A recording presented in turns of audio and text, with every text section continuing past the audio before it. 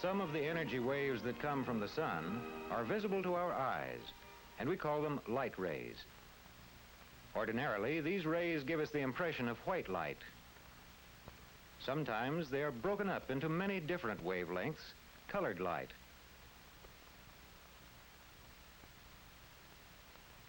By passing white light through a prism into colors that we call the visible spectrum.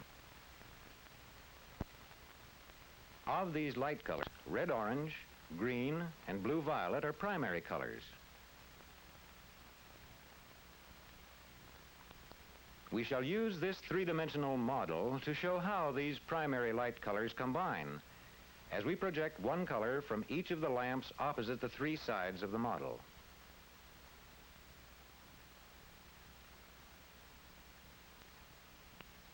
A light will be beamed from each lamp, and a colored gelatin will be placed between the light and the three-dimensional model. We see that the light strikes one side and the triangular top surface. We begin with a light primary, red-orange. Mixed with green, it makes a yellow equal to the combined strength of the two primaries. Red-orange and blue-violet combine into red-purple, another secondary light color. And green, mixed with blue-violet, makes the secondary color turquoise or blue-green. When the three light primaries are combined, they make white, which has a strength equal to the sum of all three primaries.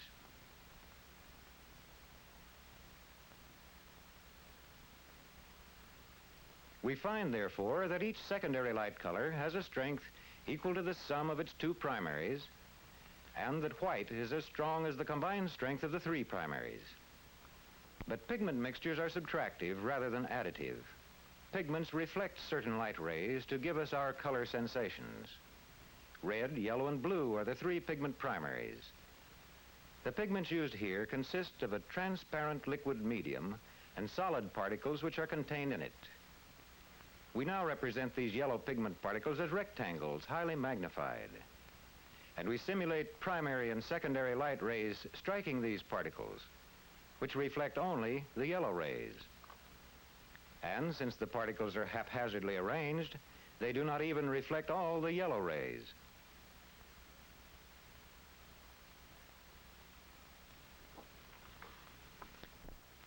Furthermore, when, for example, we mix red and yellow pigments to make orange, we do not increase the number of reflecting particles.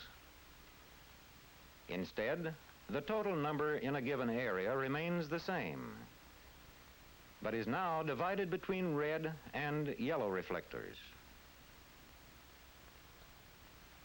In pigment mixtures, therefore, we do not have the additive color strength obtained by mixing primary light beams. To compensate for these weaknesses of pigments, we have to resort to color keying.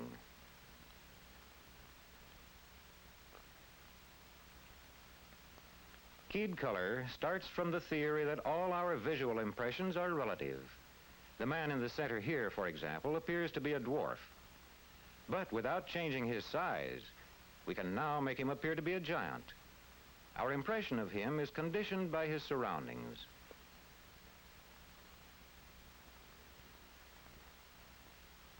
Again, this woodsman doesn't seem particularly cold, although the temperature is 35 degrees below zero.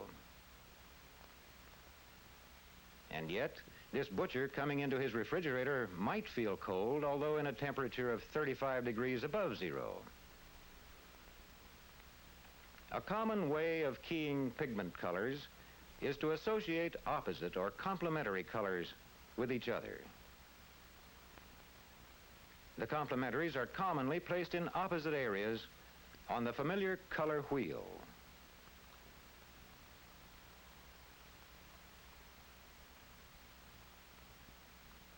We can key a tan color to make it seem warmer by enclosing it in its complementary color. A frame of color somewhat similar to tan makes it look colder and darker. We can even key white. Here are two circles on a white background. We key the circled area at the left by surrounding it with black. It now looks much lighter than the circled area at the right.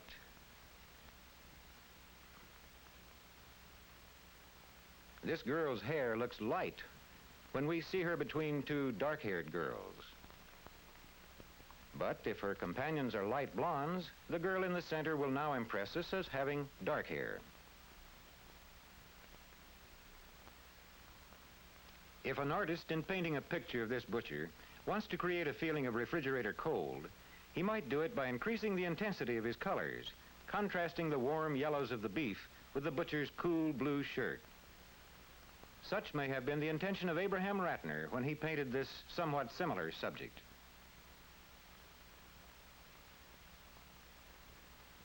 Yellow is complementary to purple, and therefore heightens the dark purple color of the pyramid at the left as compared to the pyramid at the right.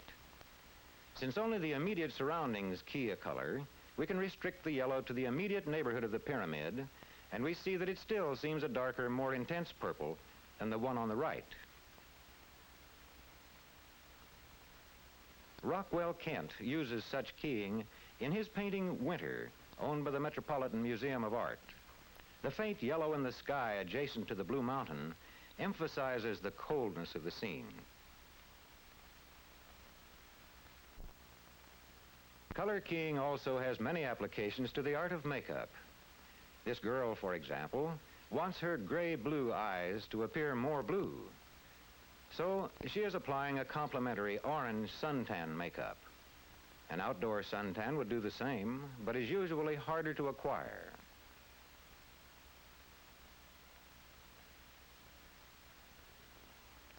She chooses a dark shade of lipstick because its darkness will make her teeth seem whiter.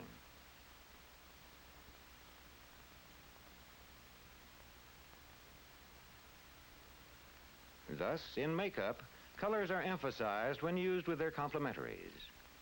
They can be emphasized in another way by echoing the color. The light blue dress echoes the blue of the eyes. Now she adds a touch of stronger blue at a little distance.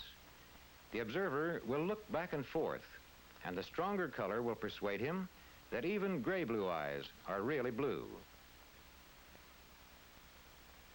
A green dress will key reddish hair and make it seem more red. A spot of even brighter red will further enhance the hair by echoing its color.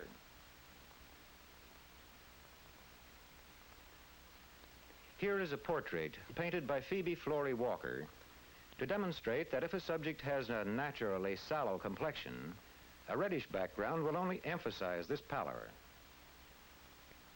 When, however, we remove the reddish background and substitute for it a greenish one, we find that the complexion appears more normal. Keying can be applied to pigment mixtures. For example, violet is a mixture of red and blue.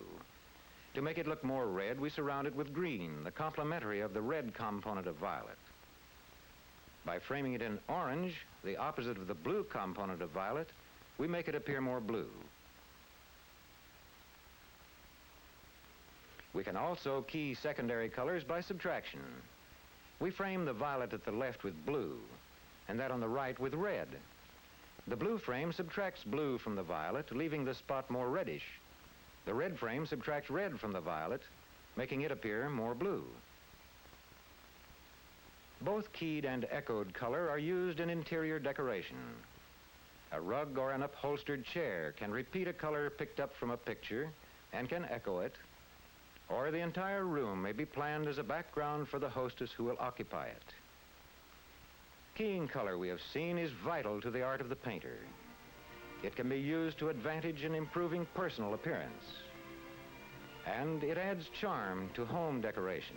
Thus, keyed color contributes contrast and brilliance to many phases of our existence.